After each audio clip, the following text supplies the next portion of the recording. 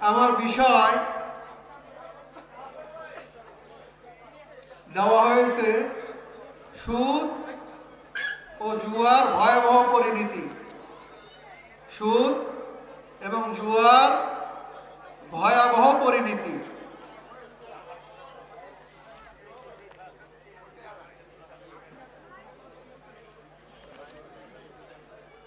এই আলোচনায় ইতিপূর্বে আমাদের ডক্টর আহসানুল্লাহ সাহেব আল্লাহ রাব্বুল আলামিনের আযাব সম্পর্কে আলোচনা করে গেলেন। এরপরে শেখ আব্দুল হামিদ আলোচনা করলেন রিয়া সম্পর্কে, মাঝখানে ছিলাম না। এরপরে আমাদের শ্রদ্ধেয় শায়েখ ওস্তাদ শাহ ওলিউল্লাহ হাফিজহুল্লাহ আলোচনা করলেন পিতামাতার গুরুত্ব সম্পর্কে। একটা বিষয় আপনারা যদি খেয়াল করেন, তাদের আলোচনাগুলো এক ধাঁচের, ঠিক তার বিপরীত দিকে আলোচনা হলো আমার। সম্মানিত হাজিরিন,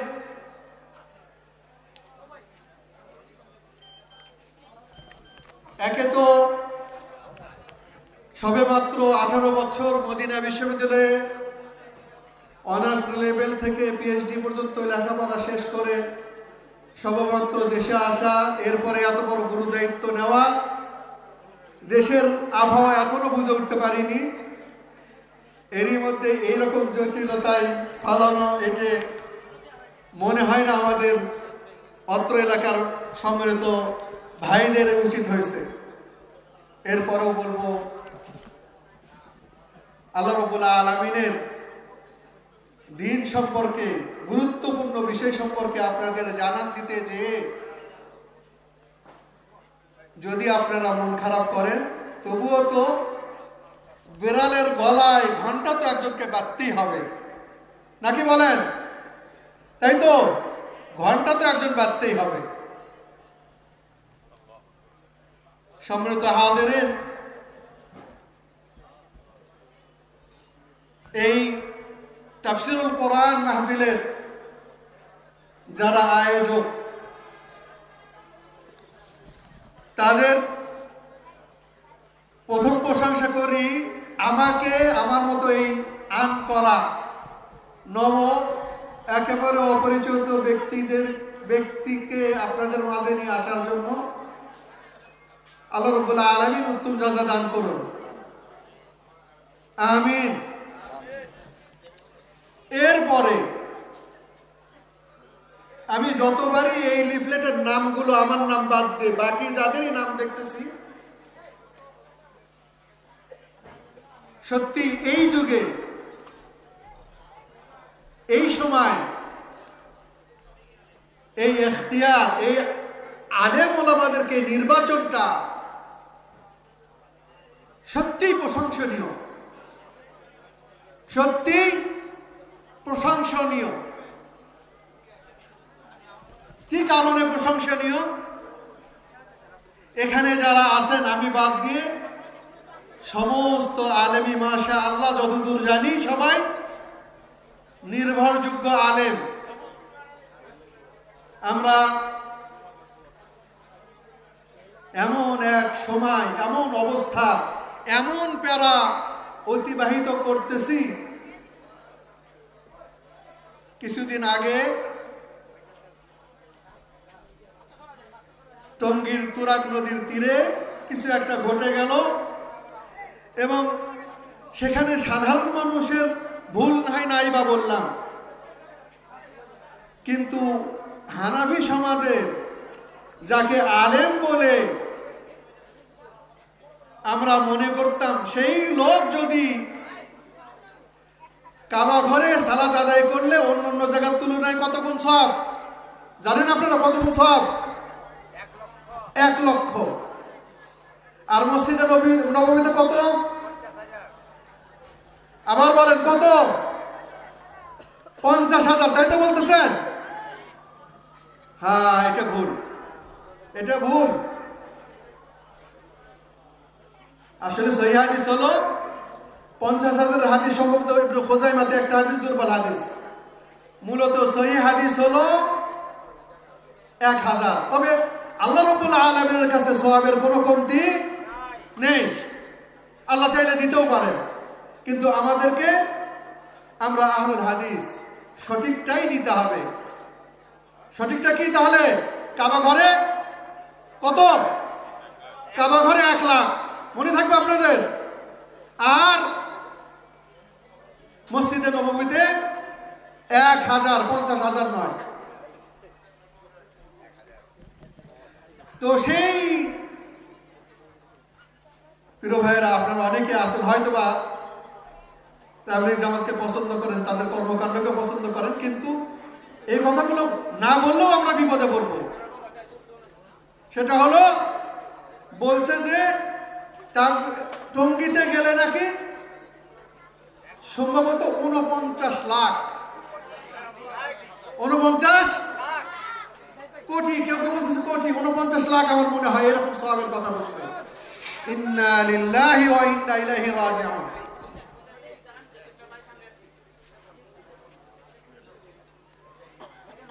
তো সেই, এটা তো একটা দিক। আবার ওয়াজের মঞ্চে একজন বক্তা নাম করা, আমাদের মধ্যে নাম করা, তো লিফলেট লেখা, তো বললাম যে ওনার শিক্ষাগত যোগ্যতা কেন তুলে ধরা হয়নি? তো বলছে উনি নিষেধ করছেন। বললাম এত বড় ফেমাস বক্তা মোটামুটি, উনি আবার নিষেধ করলেন কেন? ঘটনা কি? গ্রামের সাধারণ মানুষ বললেন যে নিষেধ করছেন, লিফলেটে ওনার শিক্ষাগত যোগ্যতা লেখা যাবে না। আমার সন্দেহ লাগলো। এরপরে খুঁজতে খুঁজতে দেখলাম যে আসলে যা শিক্ষাগত তার, সেটা উল্লেখ করার মতো না। অথচ হানাফি জামাতের মধ্যে না, আমাদের মধ্যে ব্যাপক, একেবারে খুব জনপ্রিয়তার সাথে ওয়াজ করে যাচ্ছে।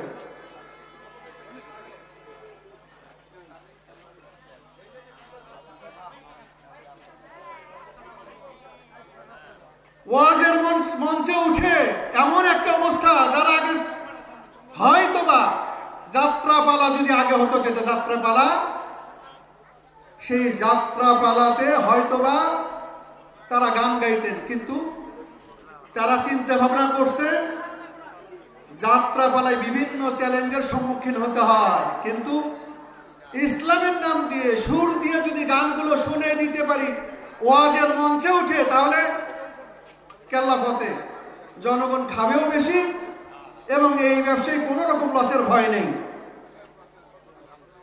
ফলে সিনেমা হলের সিনেমার পুরো গান স্টেজে ওয়াজের ফিল্ডে উঠে গায়, এবং জনগণ, শ্রোতারা শুনে ফেলে আগ্রহ করে। আমি যেহেতু প্রায় 1-1.5 মাস আগেই বা 1 মাস আগে ফিরে আসলাম মদিনা থেকে। মদিনা থেকে 250 কিলোমিটার দূরে, 270 কিলোমিটার দূরে এমবুতে আলোচনা করার জন্য যেতাম। প্রত্যেক শুক্রবারে খুতবা দিতে যেতাম। তো সালাত আদায়ের শেষে এক লোক বলতেছে যে অমুক বক্তার একটা গান শোনার পরে, আমি কোনোদিন ইউটিউবেও দেখিনি, গান শুনিনি, সিনেমাও দেখিনি। তো এই বক্তার গানটা শোনার পরে মনে হলো যে এই বক্তার গলা এত সুন্দর, একটু ইউটিউবে লিখি তো। তো ইউটিউবে লেখার পরে বলতেছে যে শায়েখ, পুরো সিনেমার গান এসে গেল, এবং আমি ওই গান মন দিয়ে শুনলাম। শোনার পরে বলতেছে যে শায়েখ, আল্লাহর কসম, ওই বক্তার গলাই সুন্দর সিনেমার গানের চাইতে। আমার এই কথা থেকে আপনারা কি বুঝলেন বলেন? কি ওই বক্তা শ্রোতার উপকার করলো না ক্ষতি করছে? কি বলেন আপনারা? যে কোনোদিন সিনেমা দেখেওনি, গানও শোনেনি, তাকেও গান শুনতে ইউটিউবে সার্চ দিয়ে গান শোনাচ্ছে। হাইরে বক্তা। তো এই কঠিন মুহূর্তে আবার সম্প্রতি কয়েকদিন আগে কোন ভাই জানো তার লিফলেটে লেখছে অমুকের সুযোগ্য ছাত্র। শেখ আব্দুল হামিদ রিয়া সম্পর্কে আলোচনা করছেন, লিফলেটে যদি উল্লেখ করে অমুকের সুযোগ্য ছাত্র, এই বক্তা এই আলেমরা আসলে তারা শিরকের যে 2 প্রকার বা 3 প্রকার যে শিরক আছে সেটা সে বুঝছে কিনা এটা ভাবার বিষয়।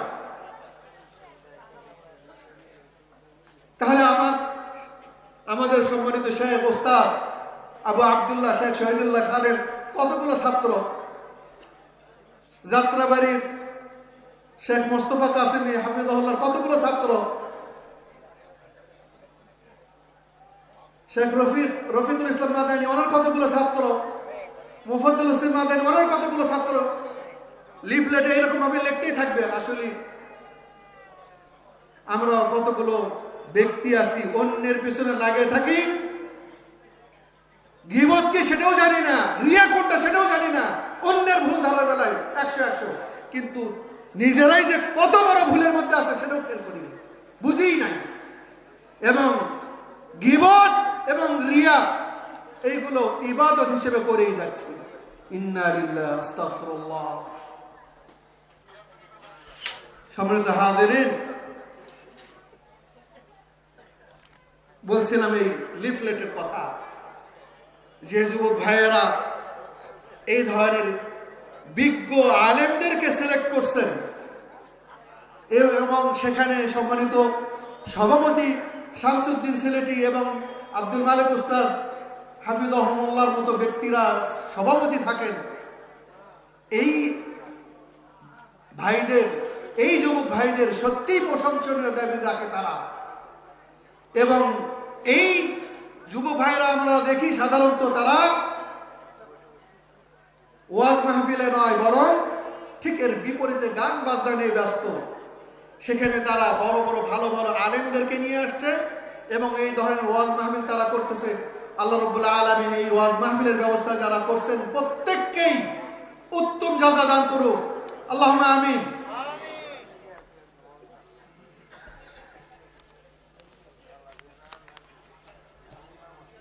সম্মানিত হাজিরিন, যখন পানি চলে আসে তখন তায়াম্মুম আর থাকে, বলেন তায়াম্মুমের হুকুম থাকে, আর তখন কি করতে হয়? পানি দিয়ে ওযু করে নিতে হয়। আমার আলোচনায় ফিরে আসি। সুদ এবং জুয়ার ভয়াবহতা। প্রথমে আমরা সমস্যা বা রোগ হলো কি? সুদ। রোগের ধরন কি? বিভিন্ন ভাবে, কেউ বা চক্র আকারে বিভিন্ন ভাবে সম্পদ লেনদেন করে সুদের মাধ্যমে, অথবা কেউ দেয়। এবং আশা করি এই দুটো ওয়াজই শুধুমাত্র আপনারা আহলুল হাদিস আপনাদেরকে জানানোর জন্য এখানে এই ধরনের সুদখোরও নেই, জুয়া খেলার লোকও ইনশাআল্লাহ এখানে নেই, এই আশা রাখি। নাকি আছে? আশা করি নেই ইনশাআল্লাহ।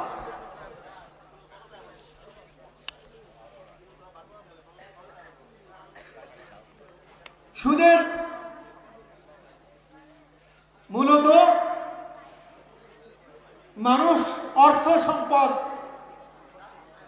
এর প্রতি আগ্রহ থাকবে, এটাই হলো ফিতরি, এটাই হলো তার স্বভাব চরিত্র প্রত্যেকেরই। এই সম্পদকে যতভাবে বাড়ানো যায় তার মধ্যে অবৈধ পন্থা হলো, অবৈধ পন্থাগুলোর একটি হলো সুদ। এবং এই সুদের ভয়াবহতা জন্য এতটুকুই যথেষ্ট যে আল্লাহ রাব্বুল আলামিন ইবাদত কবুল হওয়ার জন্য যে শর্ত, প্রথম দুটো শর্ত, একটা হলো ইখলাস, আমি যে কোনো ইবাদত করি সেটা একমাত্র আল্লাহ তাআলার জন্য হতে হবে। দুই নম্বর হলো সেই কাজটা, সেই ইবাদতটা যেন রাসূলুল্লাহ সাল্লাল্লাহু আলাইহি সাল্লাম যেভাবে করছেন, যেইভাবে বলছেন সেইভাবে হতে হবে। এরপরই যে শর্ত সেটা হলো হালাল রিজিক।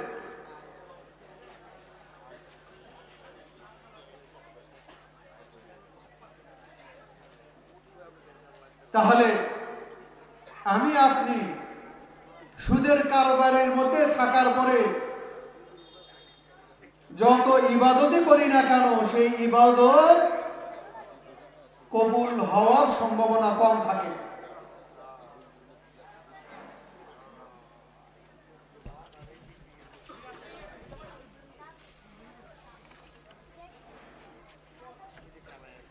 এই জন্য রাসূলুল্লাহ সাল্লাল্লাহু আলাইহি সাল্লাম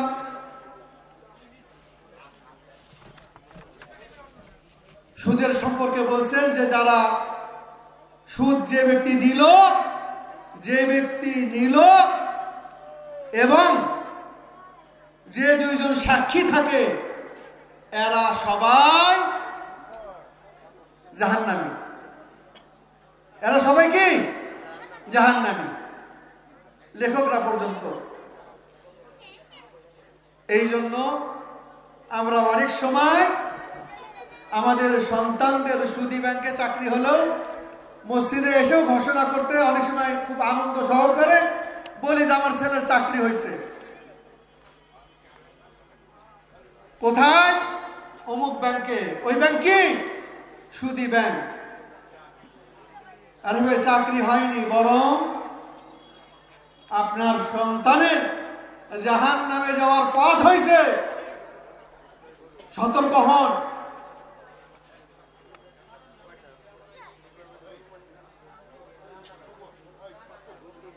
তাহলে যে দিচ্ছে, যে নিচ্ছে এবং যারা সেটাকে লিখে রাখতেছে, ব্যাংকের মাধ্যমে হতে পারে সেটা, বা সাক্ষী হতে পারে, তারা সবাই কি জাহান্নামী।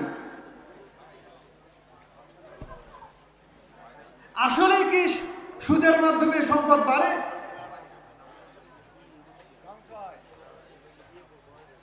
আল্লাহ রাব্বুল আলামিন বলতেছেন ইয়ামহাকুল্লাহুর রিবা ওয়া ইউরবিস সাদাকাত।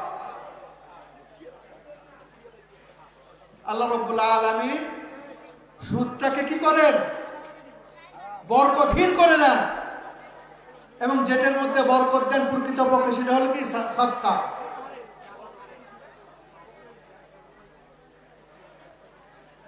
এই জন্যই রাসূলুল্লাহ সাল্লাল্লাহু আলাইহি সাল্লাম বলতেছেন মা আহাদুন আকসারা মিনার রিবা ইল্লা কানাত আকিবাতু আমরিহি ইলা কিল্লাহ। রাওয়াহুল হাকিম ওয়া হুয়া ফি সহিহুল জামি'।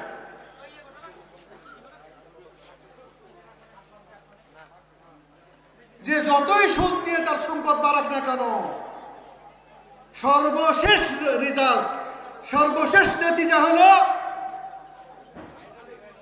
সে সব শেষে দেখবে যে কিচ্ছুই নেই, সব ধুলিকণা, সব হাবা মানসুরা। বরকত পাবে না, পরিবারে শান্তি থাকবে না, অনেক সম্পদ কিন্তু সন্তানরা কথা শোনে না, স্বামী স্ত্রীর মধ্যে মিল নেই। এই সম্পদ দিয়ে কি লাভ বলেন? এর চাইতে ওই পাগল আর পাগলি রাস্তায় যারা বসে আছে, তারা ওই কাগজ কুড়ায় রান্না করতেছে এই শীতের মধ্যে, পাগলি রান্না করতেছে আর পাগল বসে আছে। এই জীবন অনেক অনেক ভালো।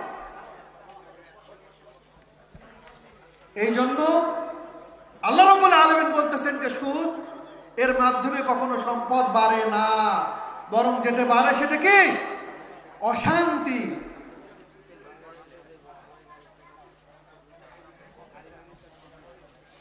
বড় বিপদে আছি আমরা। রাসূলুল্লাহ সাল্লাল্লাহু আলাইহি সাল্লাম বলতেছেন, ইয়াতি আলান নাসি জামানুন মা ইউবালি আর-রাজুল মিন আইনা আসাবা আল-মাল মিন হিল্লিন আও হারাম, রাওয়াহু আন-নাসাই ওয়া আসলুহু ফিল বুখারী। এমন একটা সময় আসবে যে সময় মানুষ শুধু সম্পদ কুড়াতে থাকবে, সংগ্রহ করতে থাকবে, জমা করতে থাকবে, কই থেকে আসলো, এর উৎস কি, হালাল না হারাম, এটা সে কখনো খেয়ালই করবে না।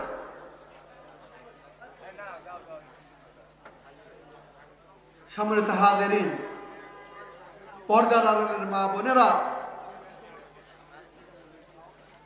আপনার চাপে পড়ে আপনার স্বামী, আপনার সন্তান, নারীর চাপে পড়ে পুরুষেরা যেন কোনোভাবেই অবৈধ পথে যে, হারাম পথে যে হারাম ইনকাম করে না নিয়ে আসে, সব শেষে উভয়কেই অশান্তিতে পড়তে হবে। তার চাইতে উভয়ে মিলে পরিকল্পনা করুন। 1 টাকা খাইলেও, দিনে একবার খাইলেও সেটা কি